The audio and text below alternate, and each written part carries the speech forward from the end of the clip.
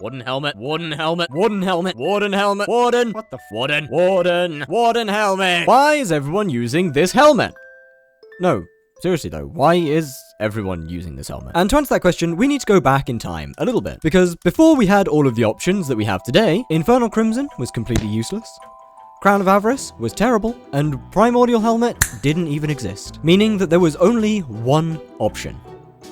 The Warden. However, fast forward a little bit to today, well, those options are here, and does the Warden still stack up to them?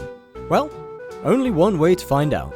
I have 4 different helmets in my inventory right now, from Primordial all the way to a 1 billion coin Crown of Avarice, and I'm going to test out to see which one does the most damage, on my friend here, the dummy. After that, I'm going to go into a tier 4 Enderman boss and try them all to see if there's actually a noticeable difference, and then rank them based on damage, usability, and affordability. First up, a Primordial helmet.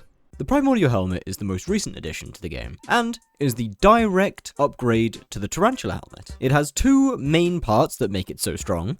First, being radioactive, gaining 1.5 crit damage for every 10 strength, to a maximum of 1000 strength, and more importantly, its tiered armor bonus, called Octo Dexterity, where every 3rd strike that you hit deals 50% more damage and applies venom to reduce healing. The second part doesn't matter. The 50% more damage is pretty big for DPS. So let's see how it performs. After calculating the 10 damage, our Primordial helmet has given us 40,184,068 damage. Next, we're going to move on to the Warden, giving you up to 160% more weapon damage at the cost of half of your speed. Now, due to this requiring speed, I am going to use my aspect to the end in order to give myself 200 speed. And Warden helmet, as expected, was very slightly stronger than Primordial helmet, although, unexpectedly, barely stronger, coming in at 40 million damage, 207,202, which is less than 100,000 damage better. Moving on to Crimson. This helmet has no special abilities, but it makes your swipe stronger and has very high stats. Now, if everything that we know about this helmet is true, this should be much higher.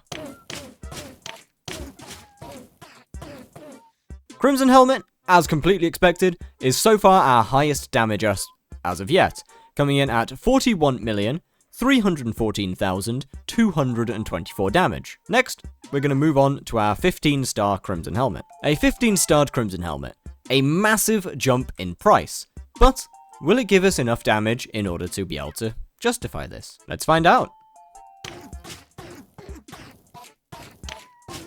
Okay, well, actually unexpectedly, the 15-starred helmet has given a decent damage jump, bringing us up to 42,531,756 damage, which leaves us with only one helmet left, the 1 billion coin Crown of Avarice. Once considered completely useless, can this helmet prove that times have changed? Let's see how this fares.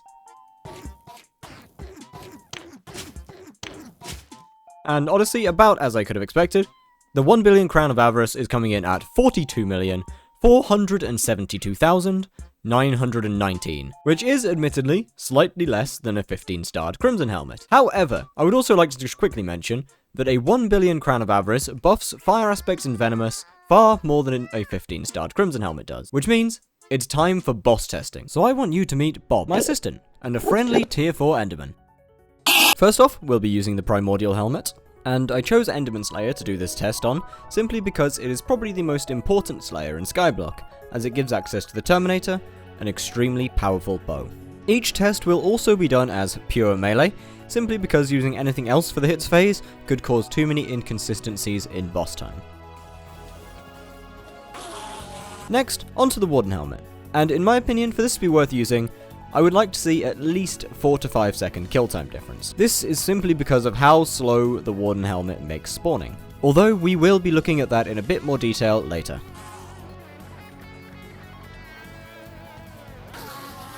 Next up, we have the 1 billion coin Crown of Avarice, what is widely considered to be the best helmet in the game.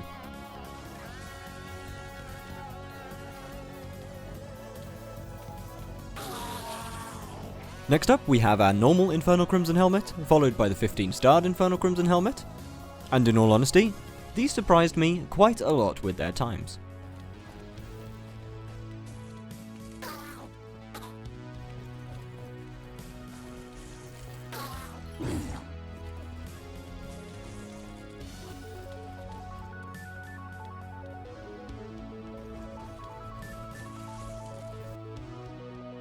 And one last thing before I get to the rankings.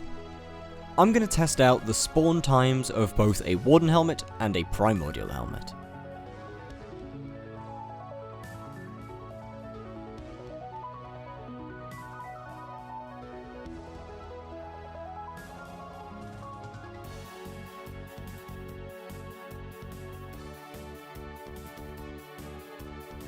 And with all of that concluded, it's time to rank them. First, I'm going to rank them based on damage, and the 15-star Crimson Helmet is going straight in S tier. Warden Helmet is going to go just below that, alongside the normal Infernal Crimson Helmet and the Crown of Avarice, and Primordial Helmet is going to go down here in B. It's good, but it doesn't keep up. For usability, 15-star up top, Crown of Avarice up top, Primordial up top, Base Infernal up top, Warden is getting a C, because that speed nerf is not fun. And finally, affordability. Well, obviously Primordial has to take the top spot here. Warden Helmet has got to go right below it, as it is the second cheapest. Infernal Crimson Helmet, I'm going to put in the same tier as Warden. Despite being significantly more expensive, it is well worth the price. Crown of Avarice, I'm going to put it in C tier, and 15-star Infernal Crimson is going straight in D tier. And so, to answer the question at the start of this video, no, the Warden can no longer keep up when it comes to Slayers. It's good for Kudra, but at this point, it's more worth it to just get a Primordial helmet and then move on to either Infernal Crimson or Crown of Avarice. With that said, I will see you in the next one. Have a wonderful evening. Bye-bye.